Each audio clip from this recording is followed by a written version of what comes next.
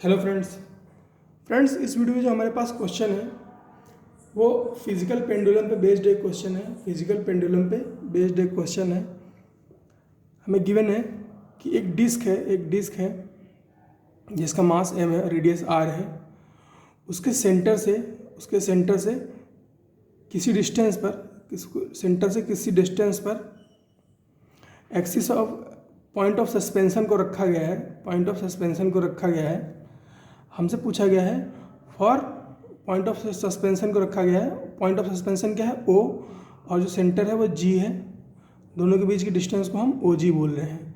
तो हमसे बोला गया है for what distance of OG time period will be maximum and minimum, what will be value of time period maximum and what will be value of time period minimum. Situation क्या है friends, यहाँ पर point of suspension को रखा गया किसी distance पर, फिर इस डिस्क को है ना ये वर्टिकली रखा गया है इस सिस्टम को, और फिर इस डिस्क को स्लाइटली डिस्प्लेस कर दिया गया।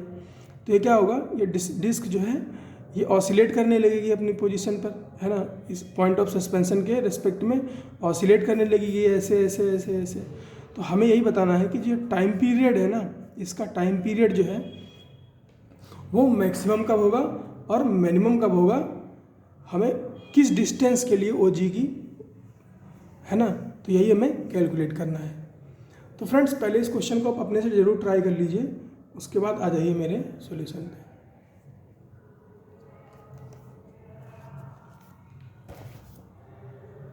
तो फ्रेंड्स जो फिजिकल पेंडुलम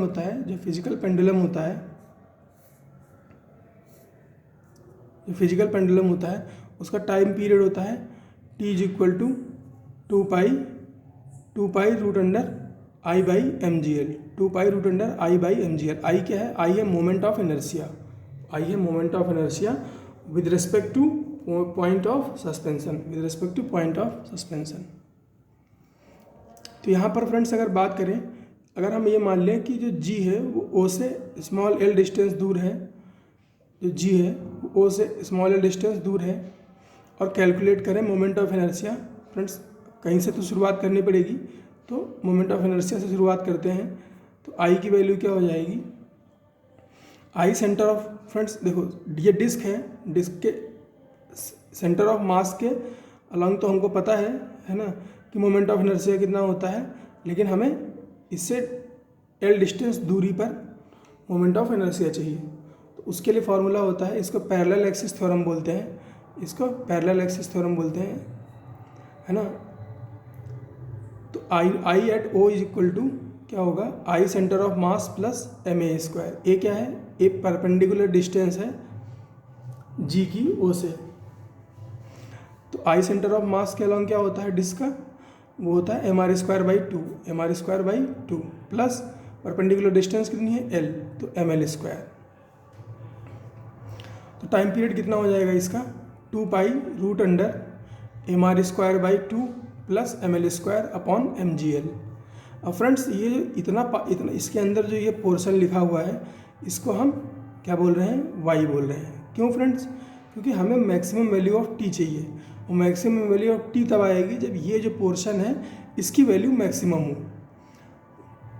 और इसको अगर हम इसमें से फ्रेंड्स क्या क्या कैंसिल आउट हो सकता है, एक तो ये कैंसिल आउट हो सकता है, कैंसिल आउट हो जाएगा, और GL हम इसके साथ ले लें, तो क्या हो जाएगा R स्क्वायर बाई 2, और GL इसके साथ ले लिया एक बार, तो ये GL प्लस इसके साथ अगर L स्क्वायर अपॉन GL करेंगे, तो L कैंसिल आउट हो जाएगा, तो ये क्या बचेगा, L बाई जी।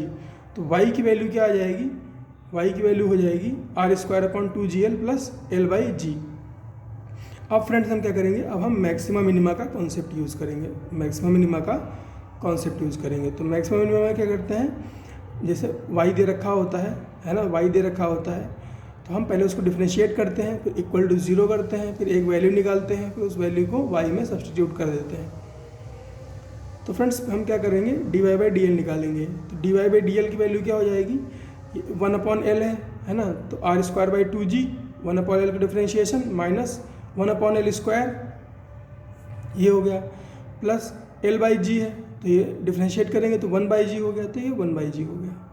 अब हम क्या करेंगे, दोनों को अब हम इसको इक्वल टू 0 कर देंगे। तो इक्वल टू 0 किया तो ये जी कैंसिल आउट हो गया, है ना।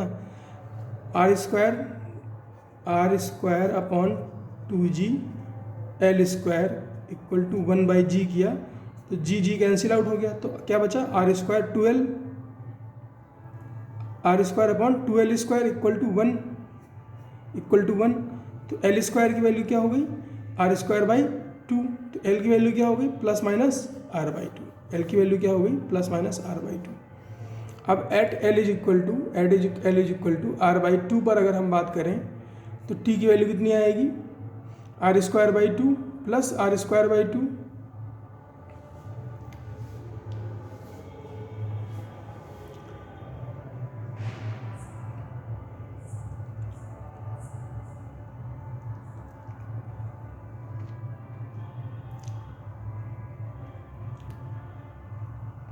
और जी की जगह पर फिर से आर बाई रूट 2 रखा, तो ये रूट 2 ऊपर चला गया, तो R square by 2 plus R square by 2 और root under 2 divide by G are.